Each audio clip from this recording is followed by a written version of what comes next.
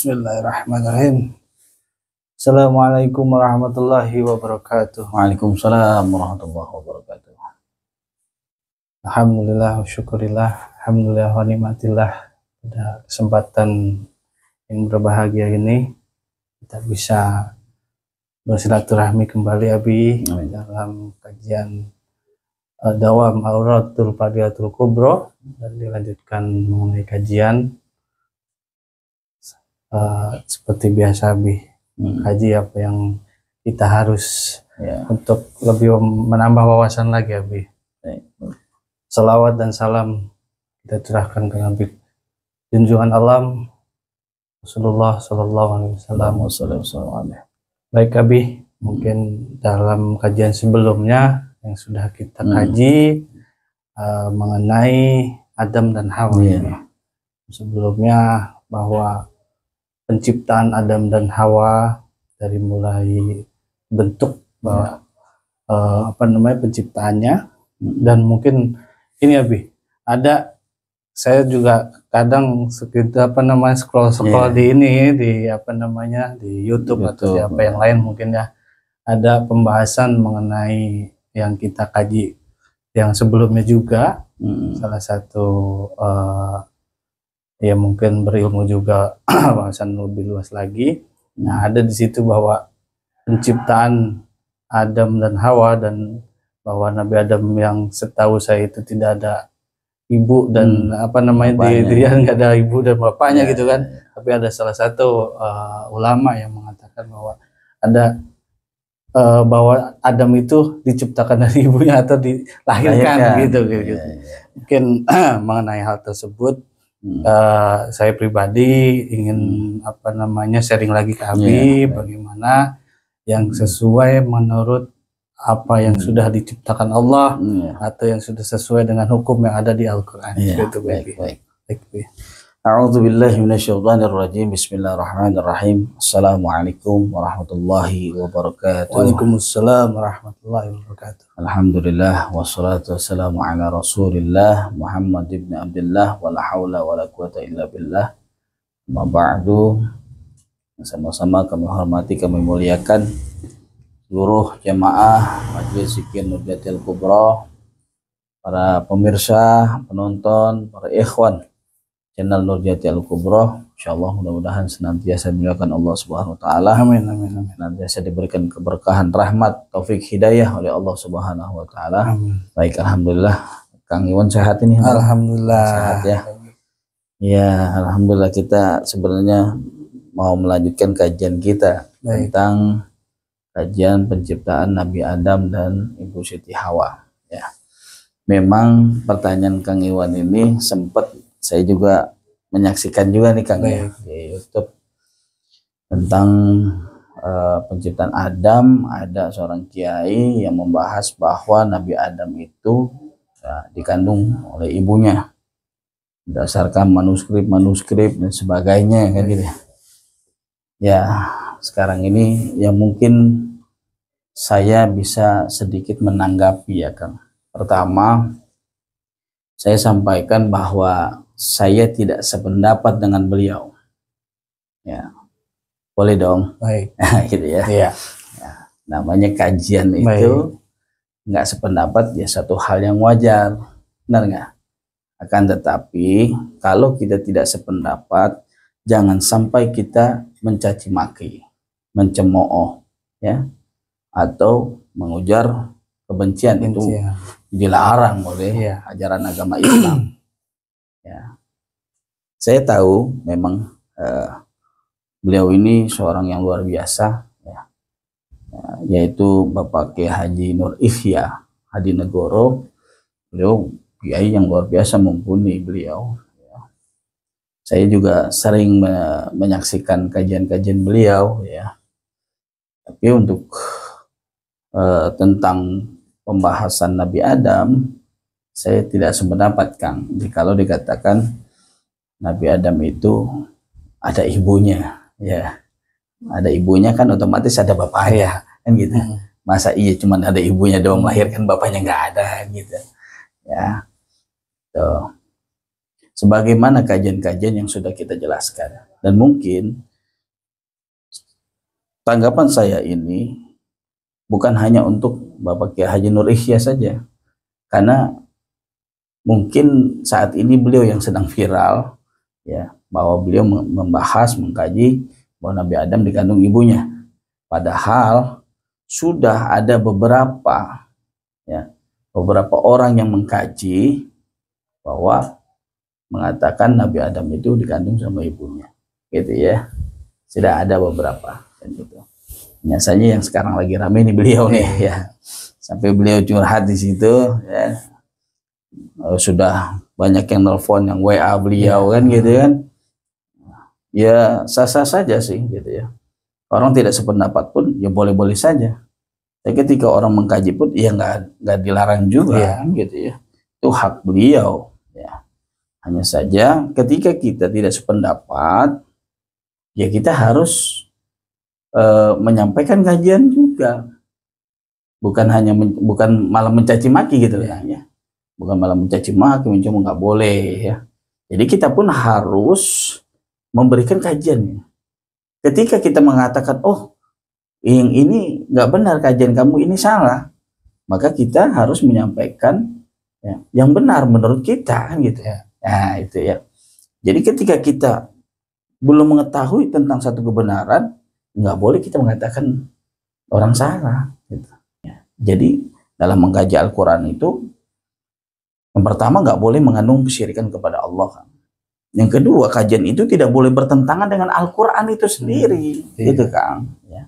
Meskipun kita katakan ini kajiannya berdasarkan Al-Quran, ya, berdasarkan surat ini, ayat ini, tetapi pemahaman kita tentang satu ayat tidak boleh bertentangan dengan ayat yang lain, kan gitu kan. Contoh, ketika ada yang mengkaji bahwa Nabi Adam itu bukan diciptakan dari tanah, tapi dikandung oleh ibunya, dengan kata lain dilahirkan, kita cross check di dalam Al-Quran.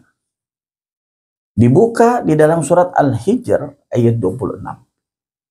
Sebagaimana Allah Subhanahu wa taala berfirman, Bismillahirrahmanirrahim, walaqad khalaqnal insana min salsalim min hama'im masnun. Sungguh kami benar-benar, ini pernyataannya kan jelas sekali penekanannya. Sungguh kami benar-benar telah menciptakan manusia dari tanah liat kering, dari lumpur hitam yang dibentuk. Gugur nggak kajian tadi? Gugur kan? Harusnya mah. Ya. Karena ini sebuah kenyataan, maka dari itulah saya selalu menyampaikan, Kang. Kita harus mengetahui mana kenyataan, mana pemahaman, perumpamaan, kan gitu ya. Itu harus dibedakan. Allah telah menerangkan, sungguh kami benar-benar telah menciptakan manusia dari tanah liat kering, dari lumpur hitam yang dibentuk. Ini kenyataan atau perumpamaan, Kang? Umpamaan kalau saya. Kenyataan ini, Kang. Kenyataan ya. Iya.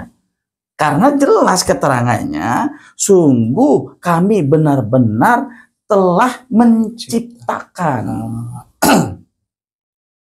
Yang namanya penciptaan itu wujud nggak, Kang? Wujud. Ya. Maka di sini Allah telah menegaskan, ya, kami benar-benar telah menciptakan manusia dari tanah liat kering, dari lumpur hitam yang dibentuk. Ini kan bahan dasar yang disebutkan oleh Allah. Ya. Jadi nggak ada perubahannya di situ. Jangan malah dianggap ini sebuah perumpamaan, gitu. Ya. Ini selama ini akhirnya dianggap ayat ini sebuah perumpamaan. Oh, maksud tanah itu adalah saripati tanah, ya. Dia tumbuh menjadi tumbuhan, terus dimakan hewan, lalu dimakan oleh manusia. Ini kan berbeda hal kajiannya, betul kan? Maka di sini saya menyampaikan tidak sependapatnya saya, gitu ya. Inilah tanggapan saya. Ketika kita mengatakan bahwa oh Nabi Adam dikandung ibunya, ini loh bantahannya. Ada di dalam surat Al-Hijr ayat 26. Itu setelah penciptaan. Rencana itu berada di dalam surat Al-Hijr ayat 28. Yang saya katakan ayat yang menjadi ayat penciptaan manusia pertama. Itu di dalam surat Al-Hijr ayat 28. Wa iz qala rabbuka lil malaikati inni khaliqum basarum min salsalin min hama'im masnun. Inilah ayat pertama penciptaan manusia pertama ini. Ayat yang menjadi penciptaan manusia pertama. Itu. Aku hendak, ya Allah berfirman kepada malaikat, aku hendak menciptakan manusia. Wujud nggak manusia itu? Wujud. Dari apa? Kan gitu kan? Min salsalin min hama'im masnun, dari tanah liat kering, dari lumpur hitam yang dibentuk. Ini jelas keterangannya. Jadi surat Al-Hijr ayat 28 itu adalah rencana Allah untuk menciptakan wujud manusia. Surat Al-Hijr ayat 26 adalah penegasan bahwa sesungguhnya Allah Subhanahu wa Ta'ala telah menciptakan manusia itu dari tanah liat kering, dari lumpur hitam yang dibentuk. Gitu. Ya. Saya rasa ini sangat jelas sebenarnya. Maka dari itu, ketika kita memahami tentang penciptaan, mohon maaf nih, ya, mohon maaf Pak Kiai, ya. Pak Kiai mohon dimaafkan ketika mau mengkaji, dan semua ya yang menonton menyaksikan kajian ini, tolong pahami betul-betul ketika mau mengkaji tentang penciptaan wujud Adam atau manusia pertama, jangan hanya dipikirkan tentang penciptaan manusia pertamanya saja. Pikirkan bagaimana proses penciptaan kucing pertama, monyet pertama. Ya, itu dipikirkan. Ontak pertama, singa pertama. Pernahkah kita mengkaji itu? Ya. Jadi jangan sampai kita mengatakan, oh penciptaan Adam atau penciptaan manusia pertama dari tanah itu nggak masuk akal. Lalu bagaimana penciptaan kucing pertama? Leluhurnya dia, nenek moyangnya dia. Bagaimana awal mulanya diciptakan? Nah, ini kan harus dipahami kan. Baik. Ya, jadi jangan sampai jadi salah kaprah dalam mengkaji. Karena ketika dikatakan, oh Adam itu ada ibunya, maka akan ada pertanyaan, siapa suaminya? Siapa ibu dari ibunya? Siapa bapak dari ibunya? Siapa kakek dari ibunya? Kan terus menerus naik ke atas, nggak ada putus. Hingga akhirnya akan timbul sebuah pertanyaan, siapakah sebenarnya manusia pertama itu? Benar nggak? Ini kan masih ambigu namanya. Benar. Masih nggak jelas akhirnya, ya. Makanya di sini keterangannya jelas di dalam Quran surat An-Nisa ayat yang pertama. Allah Subhanahu wa Ta'ala berfirman, Bismillahirrahmanirrahim, ya ayyuhan nasu taqu rabbakumul ladzi khalaqakum min nafsin wahidah. Wahai sekalian manusia, bertakwalah kepada Tuhanmu yang menciptakan kamu dari diri yang satu. Ya, itu kan udah jelas kan? Dari diri yang satu. Jadi Adam cuma satu. Manusia pertama itu satu. Namanya manusia pertama. Jadi cuma satu nih ya. Jadi jangan dipahami lagi segala macam. Di sini udah diterangkan dari diri yang satu nih. Seluruh manusia yang ada di alam dunia ini berasal dari diri yang satu. Wa khalaqa minha zaujaha. Dan menciptakan pasangannya, istrinya dari dirinya. Nah ini kan udah di awal kita udah terangkan ya Kang. Bagaimana proses ya penciptaan istri daripada Nabi Adam, dari dirinya Nabi Adam. Bukan dari tulang rusuk kan gitu ya. Tapi dari sel Nabi Adam, sel tunggal, di mana sel tunggal itu membelah diri menjadi dua, yang satu jantan, satu betina. Kan gitu prosesnya tuh, yang kita sudah jelaskan. Masuk akal nggak jadinya? Kan jadi masuk akal prosesnya. Ya. Jadi sudah dijelaskan, diterangkan dalam Al-Quran bahwa manusia seluruhnya berasal dari diri yang satu. Nah, sebagaimana kita terangkan di kajian sebelumnya ya Kang, di situ kan saya sudah menegaskan jangan kita pahami, jangan kita berpikir bahwa manusia pertama itu bernama Adam. Itu karena manusia pertama itu siapa yang mau kasih nama? Kan udah kita jelasin tadi. Ya. Siapa yang mau kasih nama? Orang bapaknya aja nggak ada, emaknya juga kagak ada, kan gitu. Yang ngasih nama siapa? Itu. Terus kenapa kok bisa selama ini orang memahaminya bahwa manusia itu pertama adalah Adam? Allah Subhanahu wa taala dalam Al-Qur'an menyebut manusia pertama itu dengan sebutan Adam. Kenapa? Kan gitu ya. Itu untuk menjelaskan, menegaskan bahwa manusia pertama itu diciptakan dari tanah, Kang. Karena Adam itu artinya tanah, bumi. Bukan berarti nama manusia pertama ini adalah Adam, bukan. Nah, mudah-mudahan ini nanti bisa sampai kepada guru kita, ya. Ini beliau luar biasa, Kang. Ya, kayak Haji Nur Ihya ini saya ta'zim sama beliau, ya, guru mulia beliau, luar biasa insyaallah. Ya. Tapi untuk hal ini saya kurang sependapat, ya, Kang, ya. Karena di situ nanti akan semakin banyak polemiknya. Akan pertanyaan lagi, ibunya siapa, bapaknya siapa, engkongnya siapa, kan gitu, ya. Sedangkan dalam Al-Quran sudah sangat jelas sekali, ya, sangat jelas sekali dalam Quran, ya. Jadi harus dipahami, ya, para ikhwan, tolong dipahami. Penciptaan manusia itu di dalam Al-Quran ada dua, harus kita pahami. Ini saya ulang lagi. Jadi kalau mau detailnya nanti silakan tonton kajian-kajian kita sebelumnya, ya. Bahwa manusia itu diciptakan oleh Allah, ada yang diciptakan dari tanah, ada yang diciptakan dari saripati tanah. Yang diciptakan dari tanah jelas yaitu Adam dan Hawa. Ya, itu yang diciptakan dari tanah. Lalu yang diciptakan dari saripati tanah siapa? Yaitu keturunannya. Wabassa minhuma rijalan katsira wa nisa. Dan dari keduanya kemudian diperkembangbiakan laki-laki yang dan perempuan yang banyak. Ini yang berasal dari saripati tanah. Seperti itu. Jadi jangan disamakan, Kang. Jangan disamakan penciptaan dari tanah dengan penciptaan dari saripati tanah. Pahami dong itu, kan gitu ya. Karena yang disebut dari tanah ini jelas. Dari mana Allah telah menjelaskan diciptakan dari tanah liat kering. Sekarang pertanyaan saya, Kang. Tanah liat kering itu bentuknya ada nggak sih? Ada. Kan ada kan? Iya. Lumpur hitam. Ada kan bentuknya? Ada. Itu. Jadi itulah asalnya gitu tuh. Dari tanah liat kering, dari lumpur hitam yang dibentuk. Jadi jangan dianggap ini sebuah perumpamaan, ini kenyataan.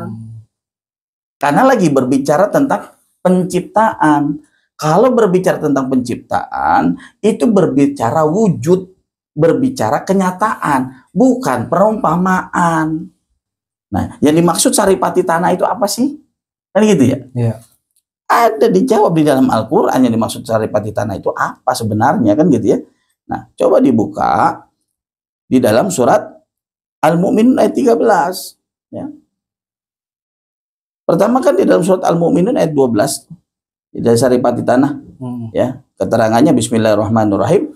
Walaqad khalaqnal insana min sulalatin min tin. Sungguh kami benar-benar telah menciptakan manusia dari saripati tanah. Kan ada dua ayat nih. Tadi yang diciptakan dari tanah di dalam surat Al-Hijr ayat 26. Allah telah menerangkan diciptakan dari tanah, tanah liat kering. Dan di surat Al-Mu'minun ayat 12, Allah menegaskan kami benar-benar menciptakan manusia dari saripati tanah. Berarti kan ada dua penciptaan di sini. Ya. Nah, yang dimaksud saripati tanah ini apa gitu kan? Yang dimaksudkan dari saripati tanah ini. Keterangannya di dalam surat Al-Mu'minun ayat 13. Ya. di mana Allah Subhanahu wa taala berfirman, Bismillahirrahmanirrahim, summa ja'alnahu nutfatan fi qararin makin. Kemudian kami menjadikannya air mani di dalam tempat yang kokoh atau rahim. Ya, jadi jelas yang dimaksudkan saripati tanah itu adalah air mani. Dari mana asal saripati itu? Dari tumbuhan, dari hewan, lalu dimakan manusia menjadi saripati yang dikenal air mani.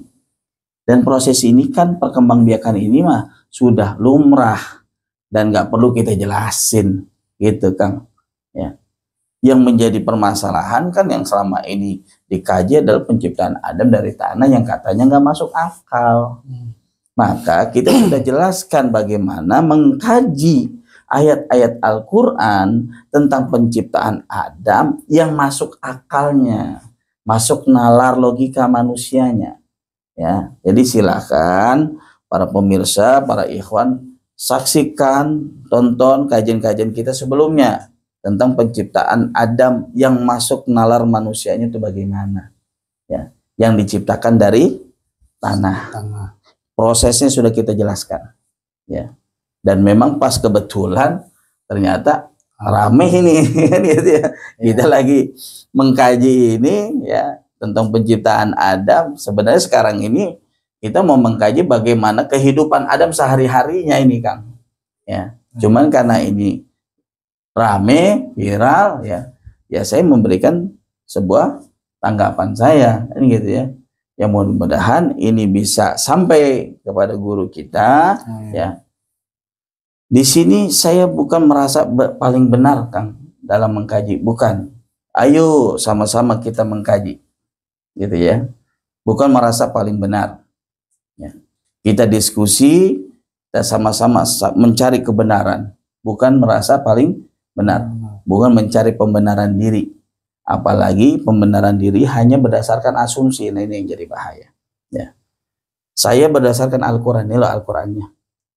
Ya, cara mengkajinya sudah saya jelaskan. Jadi kitab-kitab manapun, mohon maaf saya tolak. Mau kitab-kitab manapun mengatakan, oh Adam seperti ini, Adam seperti ini, ya. Oh ini ibunya Adam, oh ini bapaknya Adam, saya tolak, Kang. Kenapa? Karena saya berdasarkan Al-Quran aja. Nggak berdasarkan dengan kitab-kitab. Kalau sudah dengan Al-Quran, maka gugur semua, Kang. Ya. Masih mau mencari kita kebenaran selain daripada Al-Quran. Nah ini jadi pertanyaan kita. Ya. Jadi sekarang ini saya telah sampaikan cara mengkaji Al-Qurannya. Ya. Ayo sama-sama kita pikirkan sama-sama bagaimana kita mengkaji Al-Quran. Nah, jangan sampai salah ini, karena masalahnya ini akan disaksikan oleh umat. Kalau kita memberikan kajian yang ternyata itu bertentangan dengan Al-Quran, umat sudah menyerap, sudah masuk ke dalam pikirannya, akhirnya menjadi salah dalam memahaminya. Jadi mohon maaf ya, bukannya saya tidak sopan ini, Kang, ya, tapi saya hanya memberikan sebuah tanggapan. Beliau memberikan kajian secara ilmiah, ya saya pun memberikan kajiannya. Saya tidak bisa mengatakan, oh Pak Kiai salah, kajian Pak Kiai nggak benar, tapi saya nggak memberikan kajian saya. Nah itu yang salah malah. Nah, sekarang ini kita memberikan tanggapan, oh ini Pak Kiai, mohon maaf, ini hasil kajian dari Al-Quran. Ini kajian kami seperti ini. Tapi kalau nggak diterima, ya nggak apa-apa, kan. Ya, karena hidup ini memang penuh dengan perbedaan, gitu ya. Perbedaan itu suatu hal yang wajar. Kalau nggak gitu nggak ramai. Nggak ramai, gitu. Akan tetapi tetap kita harus kembali kepada kebenaran yang hakiki, Kang. Mana kebenaran yang hakiki? Yaitu Al-Quran. Itu sudah kebenaran yang hakiki. Karena Al-Quran adalah firman Allah, dan Allah Subhanahu wa Ta'ala yang maha menciptakan makhluknya. Jadi yang tahu siapa? Allah. Ya Allah yang tahu. Maka Allah tuangkan di dalam Al-Quran agar kita belajar gitu tentang penciptaan alam semesta ini, penciptaan manusia. Ya kita disuruh belajar melalui Al-Quran. Mungkin demikian Kak yang bisa saya sampaikan. Siap. Saya mohon dibukakan pintu maaf ya, yang sebesar-besarnya Pak Kiai, kalau saya kurang sopan, kurang beradab, ya mohon dibuka pintu maaf yang seluas-luasnya. Saya hanya ingin menyampaikan ya kajian saya tentang penciptaan Adam. Jangan sampai nanti kita tidak tepat dalam memahaminya. Baik Abi, Ya, Masya Allah, tabarakallah. Biar nggak puyeng kita ngopi, ngopi dulu ya. iya, kopi asupi. Nikmatnya ngaji sambil ngopi. Masya Allah. Assalam. Ya, enjoy aja. Kopinya jauh. Kopinya dari Turki. Ya, itu yang biar agak jauhan dikit. Biar ilmunya tambah lagi. Masya Allah. Terima kasih Abi atas pembahasannya. Kira-kira ada yang mau ditanya nggak? Nah, itu dia tuh. Tadi kalau kita bahasa bertanya mengenai kandungan di situ berarti yang ini kiasan juga berarti ya Bi ya. Dalam arti kiasan bahwa Abi Adam dikandung sama ibunya, ibu yang mana dulu lagi ya kan gitu. Betul. Kan. Nanti ada lagi tuh mungkin. Ibu yang mana itu? Yang dimaksud dikandung ibu itu tentang Adam dikandung ibunya. Ibu siapa? Ibu bumi namanya. Kan gitu. Iya benar ya. Iya. Disebutnya ibu bumi. Tuh yang betul. Karena kalau ditanya ntar ibunya siapa ya bingung lagi. Makanya. Terus ibu dari ibunya, ibu dari ibu. Keder gitu. Tuh ya. Baik, jadi kita bisa harus lebih membuka wawasan lagi untuk bisa menerima apa yang luar biasa sekarang dibuka semuanya sama Allah ya Bu ya, dalam artian keilmuan atau yang lainnya gitu kan. Jadi kita bisa harus menelaah. Yang terpenting gini sih Kang, kita jangan sampai menjadi orang yang merasa paling benar. Itu dia. Ketika apa yang kita sampaikan lalu dikritik dan ada yang menyampaikan oh ini seperti ini loh, nah kita harus kaji lagi, kita harus belajar lagi gitu. Sama seperti saat ini kita nih ya, kita membuka kajian. Ketika ada yang tidak setuju, tidak sependapat, ya silakan tapi mohon maaf, kita mengkaji, memberikan kajian. Jadi jangan pernah mencaci maki, jangan pernah mencemooh atau mengujar kebencian. Itu bukan ajaran Islam. Ketika tidak sependapat dengan sebuah kajian, contoh misalkan kajian kita, oh saya nggak sependapat dengan kajian Abi, silakan berikan kajiannya yang menurut saudara itu benar. Tapi nanti ketika kita dengarkan kajiannya, ya mohon maaf ketika kita juga tidak sependapat dengan kajiannya, dan kita akan sampaikan gitu. Nah seperti itu baru yang benar ya. Jadi harus benar-benar ada adabnya, ada akhlaknya, begitu. Iya benar. Baik Abi, kita aja Bi ya, dalam kesempatan yang luar biasa ini dalam pembahasan. Baik lagi tadi kita membahas tadi itu bukan berarti pembahasan kita yang paling benar, tapi kita mencari sesuatu yang logika kita masuk gitu kan, masuk ke akal, masuk ke hati. Kita harus sama-sama belajar. Mungkin itu aja dalam kajian-kajian nanti berikutnya, season berikutnya masih banyak ini kajian. Masih banyak sekali. Nah, kemarin baru bahwa Bapak Nabi Adam dan Siti Hawa baru nyampe hidupnya doang kan, belum baru kita mau jelasin kehidupannya sehari-hari malah yang lain lagi. Itu aja. Terima kasih. Assalamualaikum warahmatullahi wabarakatuh. Waalaikumsalam warahmatullahi wabarakatuh.